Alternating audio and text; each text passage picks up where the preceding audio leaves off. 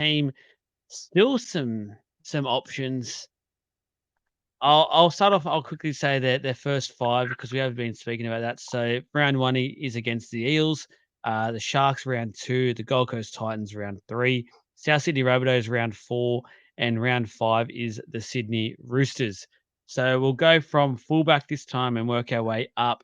The first thing I'll say just on the Bulldogs is in general for my super coach thinking this year around the Bulldogs is I'm treading very, very cautiously because of how they have been over the last couple of years, and I still feel like, for the rugby league point of view, they're missing a few things, especially in the forwards, which could become a decent thing when it comes to Supercoach and getting some cheapies and getting some good game time out of them. But will that generate over to the rugby league side of things? I'm not too sure, and I'm still a little bit worried about their attack and where they will score their points. But let's get into it. So look, their fullback options pretty much Oh, there's it's no endless. real percentage, no real percentage options there.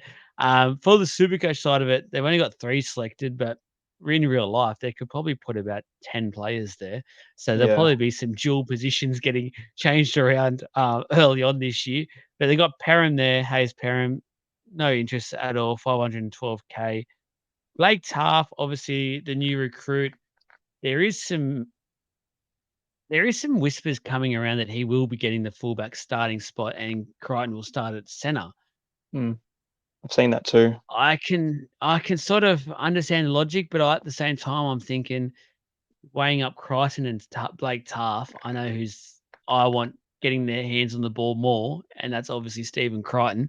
Um, I'm worried that if Crichton is a centre for the Bulldogs, he's nowhere near as lethal, as damaging as where he was when he was with the Penrith Panthers. That's my main concern. But Blake Taff, 400K or just over 400K.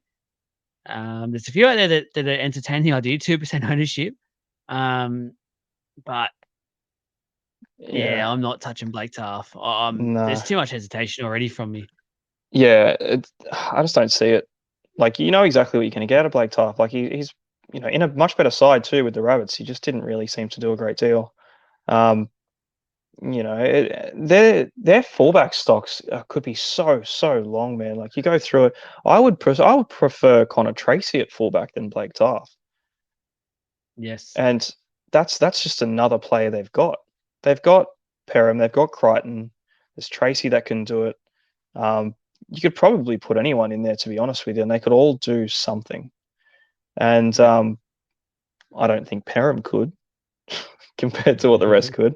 Um, but yeah, 2% ownership's surprising actually for Blake Taff. But if it looks like he's going to be getting that fullback spot, he's a starting fullback for 400K. Fair enough. But yeah, I personally wouldn't. I just think there's too much going on there at the moment. That club has just gone ballistic and signed that many utility players and players that can just go in any position, whether or not it's just coverage or I don't know. I really don't know. It's so hard to look at that team and think of an actual lineup because you think you might have 8 players there for 4 positions, or Yep. 5 for the one, or there's just so many, barring the forwards. They don't really have that sort of depth there. But for everything else, they've just got excess of. I don't know where it's going to go. And if Blake Tough does get the run there, how long is that going to last for?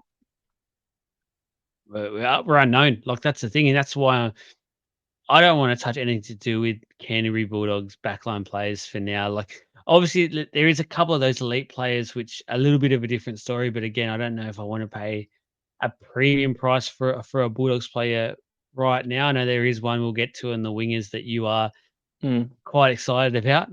But yeah, always. like the points you make, like it just feels I need to watch the Bulldogs for the first.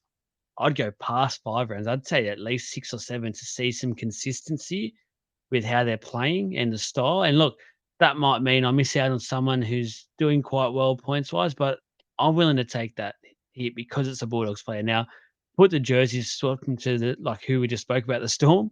I'd jump on that player within the first 2 to 3 weeks. But just because it's the Dogs and there's so much uncertainty there, Yeah. I'm not touching it yet. I can't do it to myself. But when we go onto the centre wing side of things, like Crichton, to me, 2D, I'm not entertaining it yet. If he can get some fullback minutes and they can start to play a bit more of an attacking style of football, maybe I'll entertain it. But the guy just Mm, below, and I know you love him, Jacob I love Kiraz, him. 605,000.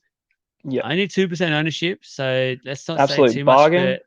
but He's a bargain. He's a hell of a pod. It should be 50% ownership. It's the year for Jacob Kiraz. Out of everyone in that team, he's the most nailed winger they've got. You can put him anywhere. Yeah, I can't speak his praises enough. workhorse. He's a weapon. He's a straight up weapon.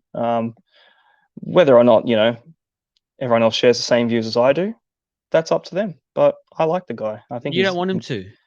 no, not really. Let me have that one at least. But yeah, no, he's a great player, man. There's a few goodies out there at the moment too, and you can build a very lethal Dogs team out of these players they've got. It's just how they start. You know what I mean? Like they struggled with attack a lot last year, and then you can make the point that you don't want to get onto any of their attacking their back line, their fullbacks or their wingers and that kind of thing, because it's a fair point. They're not great. So when you got to look at a base side of things, because they're going to be getting those kick returns. They have to be. They're going to be getting smacked most of the time. So there's easy meters for a lot of these wingers, and if they've got the legs to run that much, and they're breaking tackles and doing all the good stuff like Kiraz does. You've got these players there with good base, and the attacking outlet might not be there all the time, but they're gonna have to work hard, man. They're gonna have to work real hard, and they've got some good players that can do that. Like I think Crichton's really good. I don't know where he'll sort of lie when it comes to playing center, or realistically, man, he's a fullback in that team out of everyone they've got. But Tracy is the exact same. You can play off the bench, you can play at center, you can play on the wing, you can play at fullback. Just put him on the field and he'll just do a really, really good job for you. But unfortunately, he's expensive, 566. It's a bit too high but his potential is really good. Blake Wilson's another one. It didn't do anything wrong to lose a spot from last year, so it's going to be tricky to see who actually gets in the lineup. Addo-Carr, obviously, you would think I would think naturally Addo-Carr and Kiraz would be on the wings. And then it's like, who are their center pairings? Like, which two do you go with? Do you go with Bronson Xerri, or do you put in Crichton in the centers, or do you put Tracy in the centers? It's just so much to look forward to, I guess, with these Bulldogs trials. And then you got Drew Hutchinson too. Obviously, I wouldn't play him at center ideally. He's probably going to be putting pressure on the halves there. So a lot of options. It's not fun. I agree. Bronson Xerri is one you just mentioned, and let's talk a bit about him. He's owned at 33% ownership, so a lot of people are after him, I think. Also because of his price at 345k. I don't think he's a certainty to be picked round one. The more I think about Bronson Xerri, I think he could be eased back into things for the first few weeks. The only other thing is Connor Tracy has picked up an injury, which we still haven't been told how serious that injury is. It's sort of very murky waters out at the Bulldogs right now in terms of that. I think because I don't think they want to have sort of egg on their face after thinking they've just signed someone who's got a longer term injury than they want to let everyone know about. But I don't know.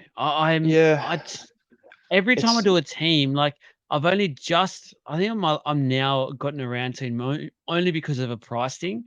If it wasn't for that, I wouldn't be going for him. I'm just not super sold on Sherry yet. no, like you can see why people are getting him in. Like there was there's such a lot of talk about Bronson Xerri going into that team, and obviously what happened with him at the Sharks, and coming back in, he did really good at the Sharks too. He did quite well, and then you think, okay, he's obviously disappeared for a couple of years. You don't know what that's going to do to him in general, being a couple of years away from the game. So how long was it? 3, 4 years? Yeah, 4. I think this is the 4 years, fourth year. So man. he That's a was long suspended for time. 4 years. 4 years is huge to be out of the game. The game's changed a lot in 4 years. The pace has changed. Like, it's got to see where it goes into. But traditionally, if you just thought, oh, there's a Bulldog center here for 345, you wouldn't even look at him. But it's Yeah. because it's Bronson Xerri that people, they go, oh, Bronson Xerri's back. Let's see what happens out of it. It's more of the mystique, I think, than actually like fact driven. Because he might not even get the start. And that's 33% ownership. Someone's got to find money to get someone else. Yeah. If he does get the start, 345 is not a bad price for what he could do because he's only got to make 30 odd points, which is very possible in that team anyway. So you see Now, why his quickly, ownership is high, but yeah, before you go on, I just want to quickly pick your brain with that point because I think it isn't a point that people don't think about enough when it comes to picking your side early on and getting it right. Where you say these cheaper players are fantastic to get, obviously, but you can easily get very, very stuck if you go for someone like you said, a Xerri, and there's no real options because the real good options are already too far out of reach, and there's too many trades you have to make to catch up to that, and you're already way behind. Can you talk a bit yeah, about that logic side of things? yeah, definitely. So it's quite important to get that starting lineup, as balanced as you can with players that are actually going to make that coin. If you get stuck with so many mid ranges, it makes it really hard to go up if they start just going stale. And if they go stagnant and they're not making anything, you start having to make multiple trades, and it might take you a couple of weeks to make the one trade that you actually wanted to do. Um, which by the time that comes around, you might have other fires to put out. So you don't want to be going 2, 3 weeks trying to make a single trade happen because you just priced out of it so early. Um, Yeah. and it's such an important time to get the right cashies in there because, again, I make the point with Warbrick or like Khan Pereira. These guys started bottom dollar with basically guaranteed positions for, even if it might not have been anything too flash, they will have definitely gone up at least 100, maybe 200K. They both went up more than that. So, they're the kind of guys that you want to get onto, and they were basement and they were guaranteed. This guy's 350 and he's not certain. It's a lot of swing. Like you're going 150K off the bottom dollars.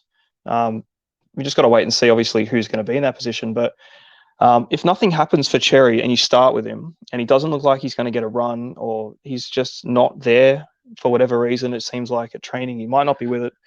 Think of 1,000 examples. Where do you go from him if you're left with a budget of 5K from like round Yeah. one? You can't go anywhere. There's no one Yeah. close to him.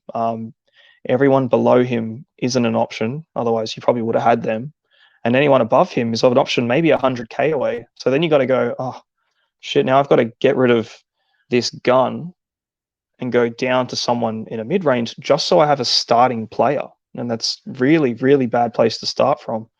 And then you look at it and you go, shit, by the time I'd put my fires out, which could have been completely avoided in general, you're already 4 or 5 trades in and you've gone nowhere. You've just Yeah. you've just started at a very solid baseline, which you could have done. So a lot of it, it's all hindsight stuff, and you're thinking about, what might happen. But it's very, very important. Like you can get yourself off to a really good start. Um, Mm. I got very lucky last year that I'd started off so strong, and I stayed so high the whole season. I never really dipped too hard, and it was from round 4 or 5, I was in the top 1K and stayed there, and it just got a really good Yeah. start.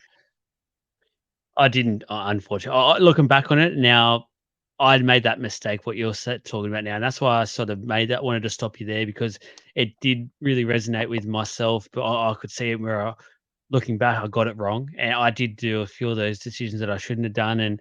And just quickly as well, off camera, just then, guys, you've probably seen me have a little giggle and stuff while Jesse was going. My phone was literally about to die. I had to send a quick message to Misso. Can you please bring my phone charger in before this phone dies? Because I need the app, obviously. So she literally came crawling in to get me the charger so that she wasn't in the camera shot. So look, What a gal. what they say is true. That they're real MVPs, the Missos. They keep us all going. And a final player that I think is very underrated when it comes to this, and whether you pick him at center wing or 2RF, Jamin Semen. And I think you're the Hmm. one that actually has mentioned this to me, and I'll think about it, and I am starting to like it. Like he's 317K, so he's not bottom dollar. But for the role I think he's going to play at the Dogs, like they haven't signed him just for the sake of it. I think he's got quite a role to play here because I think what the Dogs have seen last year, plus started to play a little bit in the forwards for Penrith and make those sort of 20-minute stints or so around that sort of middle area. He'll do the same thing at the Dogs, but probably with more minutes. And when we look into it a bit more, they don't have a great deal of depth or starting options really when it comes to the props. I'm not saying he's going to start a prop, no chance at all. but he will get some decent minutes, and he'll get, for mine, easily. Maybe I shouldn't say easily, but he should be able to get what he's going to be priced at average wise, plus some. Yeah, I don't know. It just depends. Like he's going to get more of a role than he got at the Panthers. That's Yeah, pretty much a given. So you'd think naturally he's going to score, at least his price. That's the thing. Obviously, you want him to score more than his price. Otherwise, you're going nowhere. But like, it's hard to make his comparisons to the Panthers because, where was he going to get that? Like, where's he going to get that role from? So, he was in a really good team to try and make these big points. He had a massive game last year. He scored 93 points in a game. So I remember that one too. It was a big one. But I think it was against the Cowboys. Um, he's also got some really low games, but it just depends on what his role is, man. If he gets the minutes, like he'll do what he can do. His points per minute are pretty solid. Like he might be up around that 0.9, thing. He just needs the minutes to get there. But again, that was in a really good side. So when they get battered, maybe different. But the Bulldogs might be different this year, man. They've got the players to be different. So they've got a point to prove, I think, and they don't want to go out there and just be, the whipping boys every week. But yeah, it's the same thing as Cherry, man. Like, what's he going to yeah, do? Where's he going to be? yeah. He'll He probably be gets off the stuck. bench. Yeah, you just get stuck, and I just don't like that because yeah, you want that bit of consistency, man. You want to be able to get off these guys too. Like they're not long term plays. You want to have them for a good stint when their fixtures are nice, or get some good cash out of them nice and early. But I just don't see him making anything for a long time unless he gets something solid. So the only ones Yeah, in the whole center wing slot that I really do like, honestly, is Carraz. yeah, Um, and yeah. you've got Crichton, but he's expensive. So there's just a lot of way better options at 650. But yeah, there's a lot of options there, and none of them are really viable. No, it's not. The 5'8" position, Matt Burton for mine this year isn't really an option. We got the question there: is Matt Burton an option this year? I can't see it. 4% ownership. I think that might be for people who can't afford to go up to like the Munsters and the Browns, and they're trying to just come up with an option which I guess is a bit of a talking point for those who might be going differently with their team. And again, it's just because the attack side of things, I don't know if it's going to be there straight away with the Dogs. So I can't be going for a Bulldogs 5'8". Mm, And the rumors are that they ideally wanted to play center as well. Like he's another one that wants yeah, the early talk has been about him moving into the centers. So who knows what's going to happen? Because then you think about players who aren't even in the Supercoach 5'8" position, which like Hutchinson, who can play 5'8". We just spoke about Seaman, who, if it came down to it, he could play 5'8". yeah, Taft can play 5'8". Heck, Crichton could be a 5'8". We've seen him do that for Samoa. So there is just so much uncertainty around the back line and the halves for the Bulldogs that you can't really pick anyone really confidently because we literally don't know yet any of these positions that are guaranteed. Like the only one you could probably say, I'd say Karaz and Adakar are guarantees. Like Crichton is definitely a guarantee, but we just don't know about his position. mm, And Matt Burton is a definite, but we don't know about his position. And quickly, Supercoach app, Carl yeah, Opoapu's got a thumb up saying, I guess good choice, mate. He's not playing. He's out for who knows how long now. He could be career over with, I think it's a back issue. So come on, guys, just little things, Supercoach. Get it right early on, please, guys. yeah. It's because he scored 72 against him in his one game against the Eels, so they rate him like he's likely going to do that again. But Yeah, okay. obviously not. I started last year with Matt Burton. I expected massive things out of him. And it's always the thing. It's like you expect one thing out of him for 1 year and it doesn't happen. It's probably going to happen the next year. So um, it's a tricky one. Like he's priced at a good little bracket that puts him away from the top dog. So if you've run out of coin, like it's not the worst pick in the world, but I still And have a he's dual. preference at the same price. And he's dual, which is handy. Um, he's probably the most qualified to play center, considering it's Dally M center. Yeah, And that was a fill-in role. You know what I mean? Like you've got yeah. him. Just he killed it there. But again, like look at the team. Look who he was playing with. It's completely different.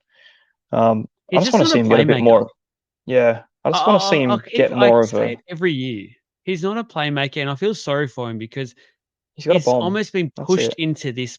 Yeah, he's been pushed into this position because the Dogs signed him on a bigger contract, which apparently just means you have to play in the halves. That's not him though. Let him play his strongest position, which is clearly centre.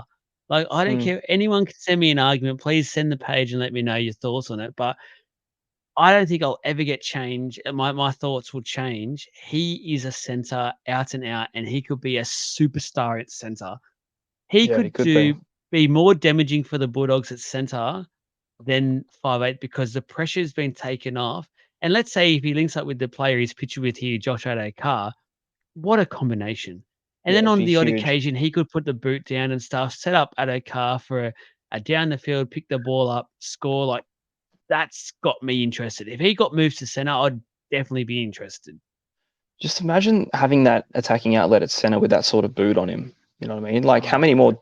It's just like, oh, okay, cool. You've got the halves there, and then you've got this guy in the centers that can do more than they can. Coming off his boot. It's just like, from an attacking perspective, it seems like just a no-brainer having him there, and then just putting someone else in there because they do have that many options they can play in the halves. She can even put Kurt Mann there if you had to. So it's like they have the players now where they might do it, but again, I don't see them moving him out of that position. But no. shit, if he goes to the centers, he's very appealing. But I suppose it's like, why would you put a center in your 5'8" spot? Because his attacking game definitely depends on him running the ball, and you see him when he doesn't score well, he doesn't run. He just doesn't really do anything. He sort of just hovers around, bit of a turnstile, and just gets done with missed tackles. So um, it's just a hard one. I don't know. I think there's better options at his price point, and I don't like their runs initially with the amount of good teams they play and the amount of uncertainty in the team is just enough to turn you off everyone. Yeah. But yeah, it's a bit of a Let's nothing pick. So let's skip past halfback because the only other option that we haven't spoken about is Toby Sexton. He's currently 0% ownership, and that is rightly so. He is not a super coach option. I don't even know if he will start. There's rumors that he won't start either. So again, we're going to yeah, sound like broken records. Second row forward is definitely an interesting point. Now, Jacob Preston I think he was bottom dollar last year or yeah, you quite come out close to it. cheap as nothing. He's now the most expensive in the pack at 615K, 60K average last year. Not an interest for me at this stage, but if you're like you've said, if you are one of those players that go for that top tier players early on, especially like the second rower, I wouldn't be disappointed. Like, I wouldn't say to you, nah, definitely get him out of your team. Like, I'd go, yeah, like he'll get your points. Like Mm. he'll get around that Oh, 60 point definitely. mark, if not more, week in week out, Yeah, and he'll be 80 definitely. minutes. So He's definitely the best player in that team as far as they go for second rowers. And you look at the rest of them. He started last year at 200K, man. He got added in quite late because he didn't start the year. He wasn't in the game, so he was one of those ones where you get on him nice and early and you catch all the price rises. But I had him from that, and what a player, man! I expected to trade him away, thinking he was going to be a cash cow. He ended up being one of the bloody best second rowers I had. So yeah, you I kept reckon he just him. keeps going, man. I kept him. Yeah, I did. I had him the whole year. So uh, I don't think he changes from that. I reckon he probably average goes up. He's a great player. yeah, It's a bit of coin to spend, obviously, but it's not that much really considering what he can do. So his no, position's nailed. A lot of people are going to go for the kick out route because of the price, but I think for what you're going to get out of him, it's worth the extra coin if you can find it. But let's again, talk like you about. do have kick out. Oh, Yeah, I'm not sure. yeah, I don't I love it. know a lot of people are going 468K kick out. I'm all over that. Am the total opposite. I have not even entertained the thoughts yet of kick out, and I'll tell you my reason why, and you can come at it as well. Because for mine, Penrith, a completely different team, and he was used perfectly at Penrith. Yep. I would still say he was never like he I think he had one good year where he was a super coach gun and he was Mm, doing it consistently. But you're relying on the Bulldogs to use him perfectly, which we haven't seen yet because last year he was injured for most of the year. We still don't know how they're going to use him. We're unsure because we haven't got the chance to see it. I don't think he's going to be an effort player. We have never seen him being an effort player. So when they talk about this mid tier that we're talking about for second rowers, and you're going to get some right, you're going to get some wrong. I think he's one that you're going to get wrong, and it's 14% ownership. So for the Yeah, this hype is that was early, mm, early on when the app first came out, I feel like a lot of people are starting to second guess it because they're starting to think, oh, because the next player we'll talk about is at 33%, and he's for mine a much better and safer option and cheaper. yeah, Kickout's going to be a headache, man. He's always going to be a headache. He's very little effort from him most of the time, and he just does the decoy run every single time. You're thinking he never gets the ball. Like he just runs straight through. Like give him the ball. Obviously, he's got the size for it. Just let him tunnel over everyone, but he doesn't want it. That's the problem. Um, yeah, I never really like it, to be fair. I think he could be cheaper, and I still wouldn't like it. So,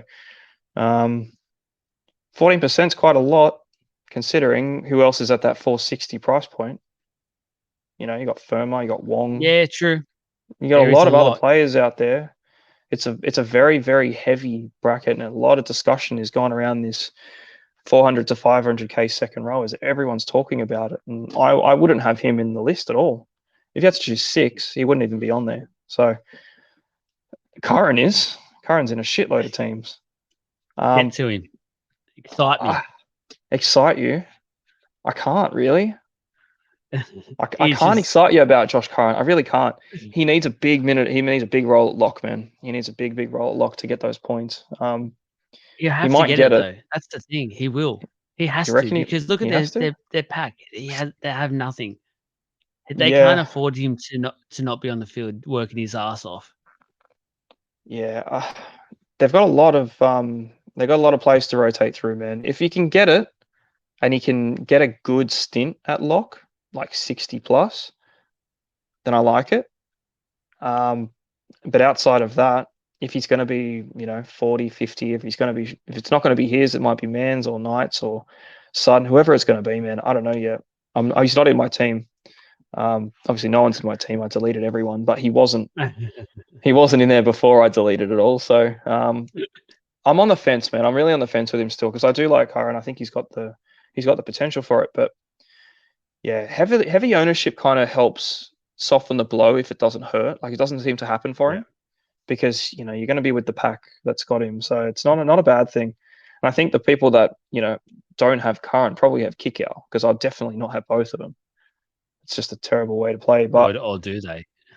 Or do oh, if they? they do, And then looking at the percentage, there could be a third they've got as well. So and maybe a fourth we haven't even got to another one. So yeah, their cash cow Eh, options are nicer, but yeah. yeah, it's just a wait and see. Obviously, the hype is there around Curran. You'd expect him to start, but I'd still like to see what happens with him because if he does, and it looks all right for him, 420 is a really good price. That's sort of where I'd want Kickout to even consider him, but Mm. still a ways off. But um, yeah, I I'm a suppose fan. you could just talk about I've got him yeah, early. I yeah, have got him at the moment just because I am banking on the fact that he's that type of one of those players that I think needs to be on the field for as long as possible for the Dogs because I think they're missing that. They're missing one of those players that just is happy to get in the trenches. mm, The only worry is he does cop a head knock, so that is obviously a worry and a concern we have to think about these days with Supercoach and how strict they are with it. With in terms of they might not come back on the field. Like it could be within the first couple of minutes and he's gone. So that is definitely something that you do have to think about when you're picking Josh Cohen. Unfortunately, it comes with the territory. Um, well, he wears headgear. he does, but I don't know Doesn't how do much that anything. actually helps. But Doesn't actually do anything. we're not we're not doctors, but I Nah, just the stuff I've heard and been spoken to about with that sort of stuff, I am yeah, cautious. The other one, we go down Raymond for Talon Murray. I don't even know if he's going to be at the club still. He's digging his mm, feet in and wants his pay packet. So I'll be shocked if he even gets picked once. I mean, if there's a heap of injuries and he gets to be playing big minutes, 363k, maybe. Ryan Sutton, we just haven't seen the best of Ryan Sutton since he's been at the Dogs. He's sort of become a meh player. yeah, Liam Knight is 9%. Liam Knight is 332k. yeah. Playing prop where they are definitely short in props this year. That is one thing they are, especially starting middles, players that can come on and start the game at prop. Liam Knight I can't believe I'm saying this, can be an option, a realistic option. Yeah, I said it weeks ago, man. I said when you're looking at that 300 odd 330K price point for your front rowers, because you put him at front row, I'd say Yeah. he's got a lot more certainty about him than like a Lenu does, I reckon. Yes. Or, Palacia potentially for a bit more. Like, he's obviously not exciting. Like, you don't want to be throwing Liam Knight in your team thinking you're going to come home with it all. But I think he's definitely going to get a decent roll out of it, at the very least, more than the others at the same price. And he's a dual, which kind of gives him that little edge. So, yeah, 9%'s fair, man. I reckon that's decent enough. I just don't think he's got much downside at the price. It's just maybe a bit of a placeholder. Maybe someone to just plug a hole with that you think, because I reckon he starts out of everyone, out of who he's got to compete with. I still reckon he might get a start. It could be him and Max King. Realistically, I'd say Has to be. I'd say those two start, and like I'd take that from a 300K prop right there. That's not too bad. But the amount of talk I'm hearing from Sam Hughes, Oh, man, training the house training down, and training the house down. the fittest at the club. Apparently, he's the fit. Yeah, Maybe the according to fittest Jacob forward, but Carraz, mate. the fittest. Yeah, according to Carraz himself, he's the fittest. So forget what Gus has got to say. I want Insane. to hear what And Carraz has to say. hang on a second. Guess who they said that sort of stuff about last year? Who was it? Your man Jacob Preston. And we all Well, know how that look at played that. out. So, Not bad. and we may as well go over to Samuel Hughes, because apart from him and Max King is 547, who was just probably one of those just toilers last year. A lot of people had because it was consistent points. Mm. He's the only other option because we've already spoken about Liam Knight and Ryan Sutton, who are both duals.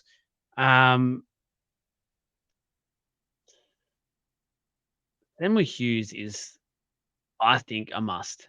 Yeah, From the I've got him. talk that we're getting, Guaranteed. 238K, he will get some decent minutes as well, because as we've just said and has said about a million times now in this podcast, they don't have many middles, proper middles. And the big thing for the Bulldogs is they need to start winning that middle to let their backs do what they can do. We just said that their back line is exciting. They need their forwards to go forward before they can do anything with their back line. And I think the Samuel Hughes, at the talk that is happening, he's just don't even think about it. At the moment, 24% ownership. But when round one kicks off, the ball kicks off, if he's not at 85% to 90%, I don't know what people are doing. There is Yeah, literally no risk at all. should be higher. Guaranteed should be higher. 90, 100. They don't have any size in their forward pack without No. someone like that. They're going to get walked on, and it's going to take so much pressure off their halves and their backline if they just had a solid middle. Max King does what he can do, but he's only one man. So I don't think it's far before we see him going. And for that price, yeah, guaranteed lock in for sure. There's no way you overhype that player that much, for the whole club to be doing that and not expect him to get a run, at least quite early on. So, yeah, I think you see that number at least double by the time the round starts. I agree. That's pretty much all for front rows. And let's talk about hookers quickly. They've just signed Jake Turpin to the club, 293K. Not an option for mine unless Reed Money goes down. And even still, I think they've got quite another few options in there that aren't listed here. Reed stung too many people last year. He's just 2% ownership for Yeah. a reason this year. I think people are still recovering from the hurt that a lot of us got. So, sorry, Yeah. Reed, but still from a Para fan, I'm still hurt that you did leave the club, and this has hurt me even more, stuffing my Supercoach season up last year. So a double-edged sword. See you later. Yeah. No, I just don't think he's an option anymore, unfortunately. For as good as he was at the Eels and what he could do, I just can't see him doing it for the Dogs at all. You think with the amount of tackles he needs to make, he might actually be decent, but it's just nothing too exciting out of him, is it? It's just does his thing, and might get knocked a couple times, and that's basically it for him. So very little upside, nothing too out of control, not really worthy of a pick. I'd say 2%'s fair. Yeah, No, I agree. That's pretty much it for the Bulldogs. We've gone through everything there, and we started strong, and then we quickly finished up there. Just shows you sort of the quality there at the club.